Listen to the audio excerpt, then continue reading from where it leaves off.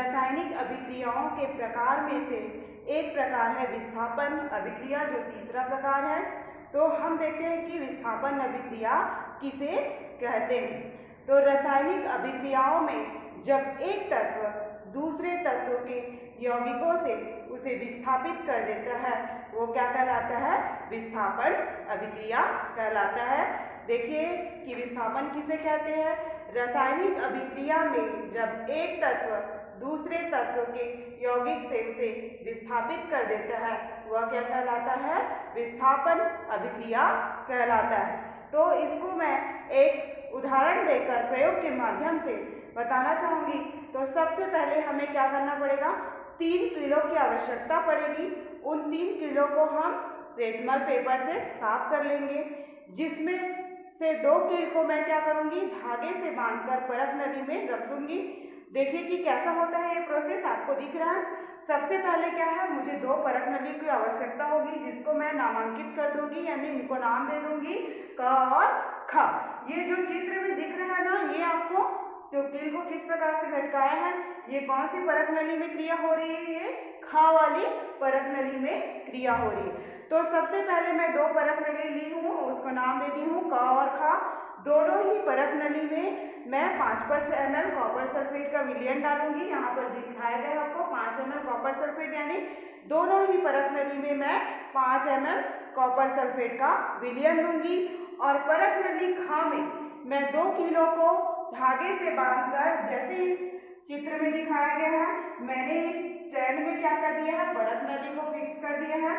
और ये जो 2 किले हैं उसको धागे से बांधकर मैंने इसको लटका दिया है। यहाँ पर देख रहे हो ये क्या है? परख नली, ये धागा, ये स्टैंड हो गया परख नली स्टैंड, ये कॉपर सल्फेट का विलयन और लोहे की कील। ठीक है, तो परख नली ख की क्रिया हो रही है। तो मैं परख नली ख में क्या करूंगी? धागे से बांधकर 2 किलो को क्या कर दूंगी? इसमें लटका दूंगी सावधानी पूर्वक, और उसको 30 मिनट के लिए क्या करूंगी? छोड़ दूंगी। और 1 किलो हमने आप लोग को याद होगा मैंने कितने किलो की बात की है? 3 किलो की। तो 2 किलो को तो मैंने परख नली ख के विलयन में, कॉपर सल्फेट के विलयन में इस धागे से बांधकर क्या कर दिया है? इसको डुबा दिया है। ठीक है, और उसको 30 मिनट के लिए छोड़ दिया है। और 1 किलो जो है वो बाहर इस प्रकार से रखा हुआ है, जैसे चित्र में आप लोग को दिखाया गया है। ठीक है, यहाँ तक क्लियर नहीं होगा तो दोबारा मैं आप लोग को रिपीट कर रही हूँ कि प्रयोग के लिए हमें 3 किलो की आवश्यकता होगी, जिसमें और 2 परख नलियों की, जिसमें से दोनों ही परख नलियों में मैं क्या करूँगी? 5 ml क्या करूँगी? कॉपर सल्फेट विलयन का भर दूंगी, मतलब डाल दूंगी। उसके बाद क्या करूँगी? कॉपर सल्फेट विलयन डालने के बाद परख नली जो ख है उसमें 2 किलो को धागे से बांधकर इस प्रकार से लटका दूंगी और उसको 30 मिनट के लिए क्या कर दूंगी? छोड़ दूंगी। और 1 किलो जो है उसको बाहर रख दूंगी, जैसे ये चित्र में दिखाया गया है। फिर 30 मिनट के बाद जब उसको इस जो परख नली ख में जो 2 किलो को मैंने डुबाकर, किसमें? कॉपर सल्फेट के विलयन में जब डुबाकर रखे 30 मिनट के लिए, उसको जब मैं 30 मिनट के बाद निकालूंगी और तो देखूंगी कि इसमें जो कील है, इसमें जो कॉपर सल्फेट के विलयन में जो कील डूबा हुआ है वो किस कलर का हो जाता है, मतलब उसमें क्या परिवर्तन आता है, और जो बाहर कील है उसमें क्या परिवर्तन है। तो आप देखोगे कि 30 मिनट बाद जब हम कॉपर सल्फेट में डूबे हुए विलयन, जो कॉपर सल्फेट के विलयन में डूबे हुए कील है उसको बाहर निकालते हैं और उसकी तुलना बाहर रखे कील से करते हैं, तो इसमें कुछ परिवर्तन दिखाई देता है। मतलब जो कॉपर सल्फेट के विलयन में जो डूबा हुआ कील है उसका कलर क्या होता है? भूरा रंग का हो जाता है। बाहर का जो कील है वो क्या रहता है? नया रहता है। क्यों? आपको स्थापन विधि के द्वारा, आपको समीकरण के द्वारा इस विस्थापन विधि को समझाऊंगी, और इसकी तुलना हम कॉपर सल्फेट के विलयनों से भी करेंगे। जैसे मैंने पहले क्या लिया था? 2 परख नली लिया था और उन दोनों ही परख नलियों में 5 ml कॉपर सल्फेट के विलयन को क्या करी थी? मैं डाली थी। डालने के बाद क्या करे थे? परख नली ख में हमने 2 किलो को क्या कर दिया था? धागे की सहायता से बांधकर सावधानी पूर्वक 30 मिनट के लिए रख दिए थे। 30 मिनट बाद हम उस धागे से बंधे हुए इस कील को क्या कर देंगे, बाहर निकालेंगे, तो उसकी तुलना बाहर रखे कील से करेंगे जो एक कील रखा है, तो क्या होगा, इन दोनों में फर्क दिखाई देगा। ये जो कॉपर सल्फेट के विलयन में जो डूबा हुआ कील है वो क्या करेगा, वो भूरा रंग का दिखाई देगा। और साथ ही उसकी तुलना हम जैसे परत नली ख और क, इन दोनों में हमने शुरू में ही 5वां चैनल कॉपर सल्फेट का विलयन लिया था, इसकी भी तुलना करेंगे तो जो परत नली ख है उसकी कॉपर सल्फेट की विलयन का रंग फीका हो जाएगा। इसको समीकरण के माध्यम से समझेंगे कि किस प्रकार लोहे ने कॉपर सल्फेट में से कॉपर को विस्थापित कर दिया और स्वयं जो आयरन है, जो लोहे की कील है, वो उसका स्थान ले लिया। एक बार सबसे पहले इस प्रयोग को देखिए, आप लोग कंफ्यूज मत होइएगा, क्योंकि ये जो परत नली लिखा है उसमें ये सारी क्रियाएं हुई हैं जिसको मैं क्या कर रही हूँ, चित्र के माध्यम से यहाँ पर बताई हूँ।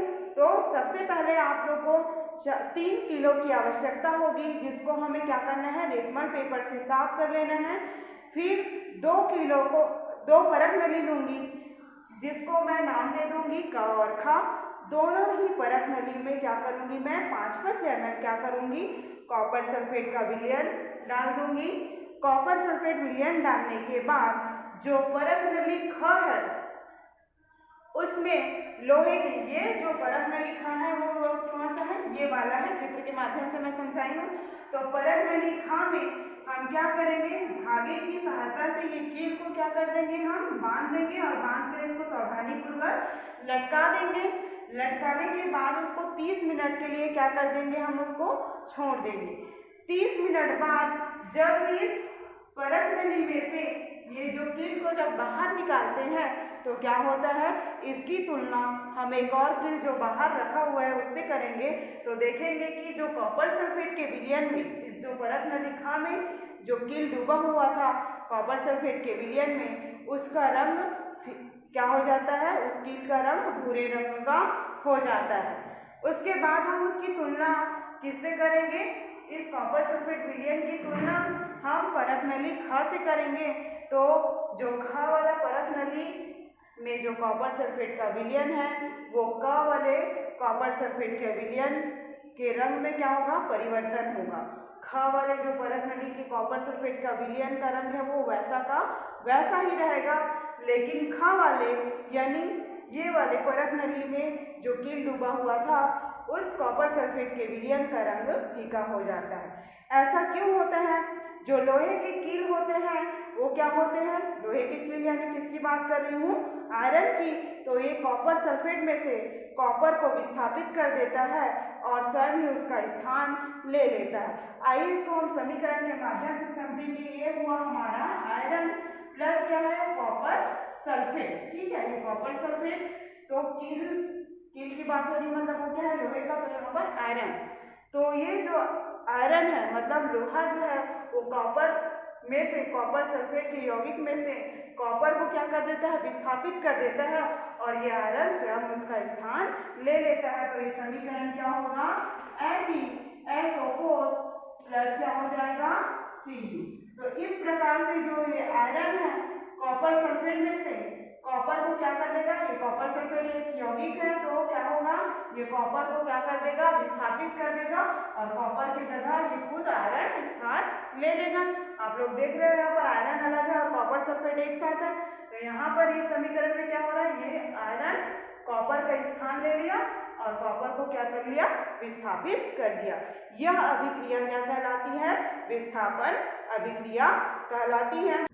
अगला जो प्रकार है वो द्विविस्थापन अभिक्रिया है। तो द्विविस्थापन अभिक्रिया किसे कहते हैं, तो क्या होगी इसकी परिभाषा, ऐसी अभिक्रिया जिसमें क्या है, अभिकारकों के बीच आयनों का आदान प्रदान होता है, वह द्विविस्थापन अभिक्रिया कहलाता है। ऐसी अभिक्रिया जिसमें अभिकारकों के बीच आयनों का आदान प्रदान होता है उसे हम द्विविस्थापन अभिक्रिया कहते हैं। इसे भी इस एक प्रयोग के माध्यम से हम समझ सकते हैं। तो इसके लिए मैं क्या करूँगी, दो परत नली लूँगी, जिसमें से एक परख नली में मैं सोडियम सल्फेट का विलयन तैयार कर लूँगी और दूसरे परख नली में बेरियम क्लोराइड का विलयन तैयार कर लूँगी। जैसा कि चित्र में दिखाया गया है, मैं क्या करूँगी, दो परख नली लूँगी जिसमें से एक परख नली में सोडियम सल्फेट का विलयन तैयार करूँगी और दूसरे परख नली में बेरियम क्लोराइड का विलयन तैयार करूँगी।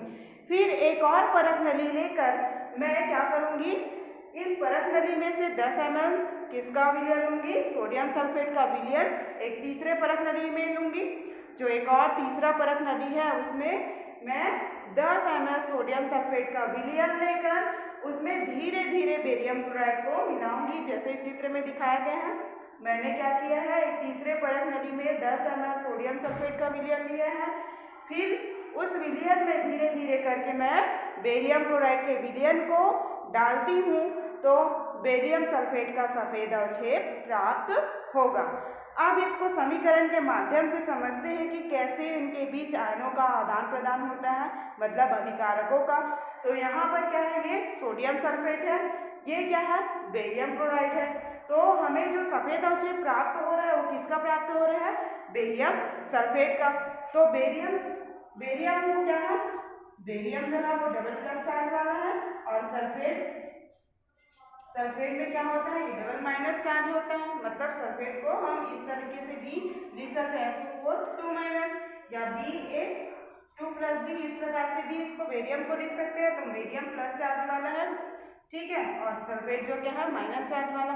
तो आप देखेंगे कि यहाँ पर सोडियम सल्फेट और बेरियम क्लोराइड ये दोनों ही आपस में क्रिया करके बेरियम सल्फेट का और सोडियम क्लोराइड प्राप्त कर रहे हैं, ठीक है। यहाँ पर जो देखोगे, यहाँ पर सोडियम जो है क्या है, प्लस चार्ज वाला है, सल्फेट माइनस चार्ज वाला।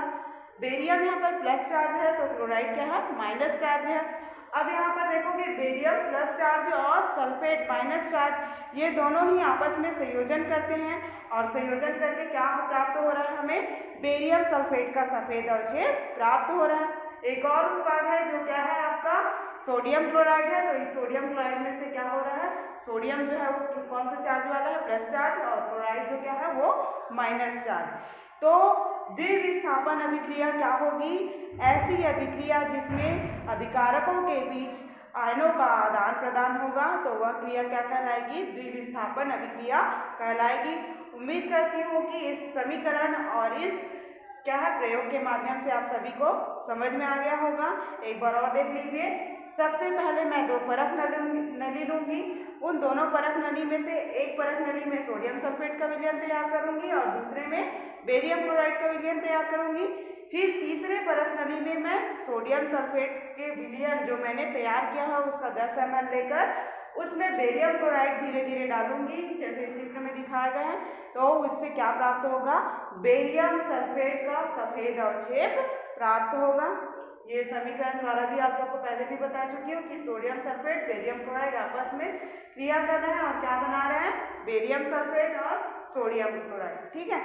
प्रकार से जो हमारा अध्याय 10 है, रासायनिक अभिक्रियाएं एवं समीकरण, वो पूरी तरीके से समाप्त होती है। और आप लोग को इस चैप्टर में कोई भी डाउट हो तो आप मेरे व्हाट्सएप नंबर पर पूछ सकते हो। साथ ही आप लोग को PDF में इस चैप्टर के नोट्स भी दिए जाएंगे, तो आप लोग उसको अपनी केमिस्ट्री कॉपी में लिखेंगे। ये चैप्टर जो है वो केमिस्ट्री से रिलेटेड है, तो आप केमिस्ट्री में लिखेंगे। तब तक के लिए धन्यवाद।